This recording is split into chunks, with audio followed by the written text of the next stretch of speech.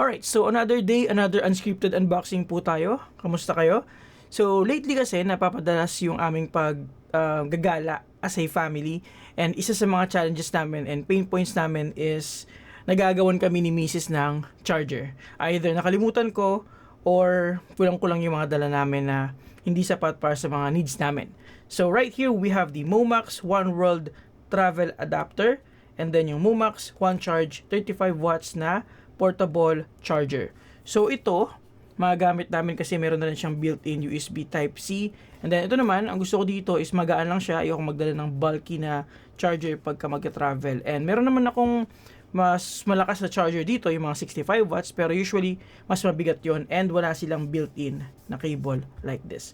So tara, simulan natin dito sa sa One World na travel adapter. Ito pala yung price niya. Pero usually, mas mura to online kasi ito yung SRP, pero alam niyo naman sa mga Shopee, merong mga voucher. So, I got this pala from Digital Walker. Alam niyo na yan, yung ating trusted or go-to store pagdating sa mga tech gadgets.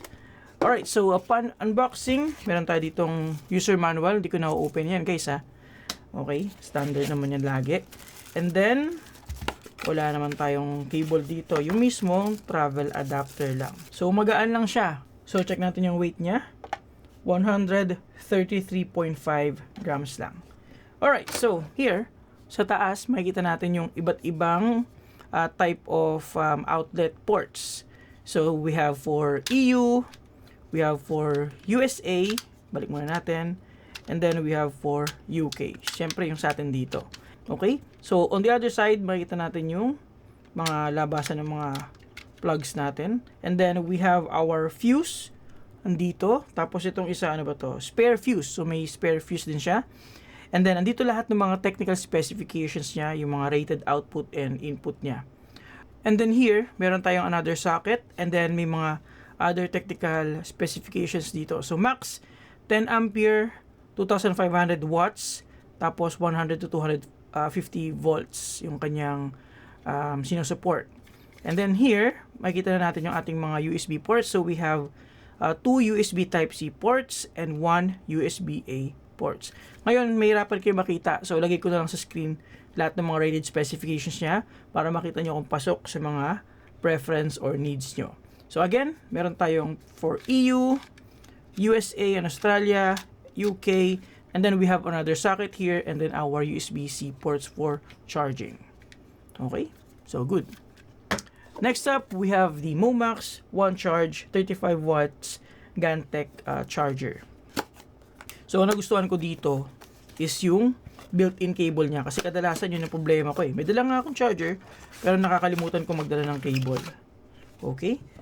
So, tingnan natin kung anong mga ipapang laman. Meron tayo ulit na manual. Hindi ko na rin ulit bubuksan. And aside from that, wala na. Ito ng ating charger. So, magaan lang din siya and napakaliit lang niya. I mean, para sa charger na may sariling cable and port, maliit na rin siya.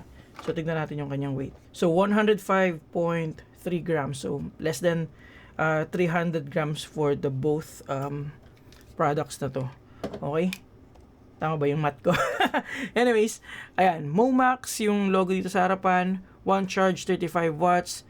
And then, dito yung mga technical specifications. Again, pakita ko na lang sa screen kasi mahirapan kayong basahin. Tapos, yung kanyang prong o yung plug niya na natutupi para mas madali mo maipack. Okay, so other than that, we only have one USB Type-C port. Yan, and then a retractable cable. Ay, napakahaba. Ang haba. Tapos, siya yung nakikip na yung niya, yung length niya. And then, pag pindul mo, ay tingin ko babalik siya. Ayan. Mahaba din, no? Ayun, no? So, sapat na yan. Alright, so, andito na rin naman tayo. Test na rin natin yung power output niya para hindi kayo mabitin sa information. Gamit itong ating Sindur na power bank. So, this is the Sindur tank, kung di ko nagkakamali. And more than 5 years na sa amin to. And goods na goods pa rin. Okay, so, yan. Kung makikita nyo, 32 watts yung napoprovide nito. Hindi ko lang alam kung gaano ka-accurate ito. Pasensya na kayo. Wala pa kasi tayong dedicated na power tester or power meter for USB-C ports. Huwag kayong mag-alala, bibili tayo nun para mas maging maganda pa yung mga testing natin sa future kasi bala kong mag-review pa ng mga power stations gaya nito, mga power bank na ganito. So, bibili tayo ng proper tool for that. Pero for now, pagtsagaan nyo na muna. So, we're getting 32 watts dito sa ating built-in cable. Try natin yung kanyang USB-C port naman. Yun, mabalik mag-isa. So, tignan naman natin yung USB-C port kung same lang sila ng value na ibibigay. Around 32 watts. We'll see. So, again, bibili ako ng proper pang-test ng mga power draw ng ating mga USB-C port. So, yan. 32 watts din ang binibigay niya. Parehas lang sila. Okay? Ngayon, test na rin natin yung travel adapter natin. So, ang rating nito is 20 watts lang. Ay, nakalagay dyan. Simulan natin sa first USB-C port niya. Tignan natin kung ilan ang ibibigay. Kung hulaan ko to mga nasa 18 something to. Considering kung ano yung nakuha natin dito sa 35 watts. Ayan. So, tama nga ako, nasa 18 point something. So, feeling ko may konting loss or discrepancy. Pero feeling ko 20 watts din talaga yung nakukuha natin from this one. Lipat natin sa C2. Tignan natin kung mga 18 point something din.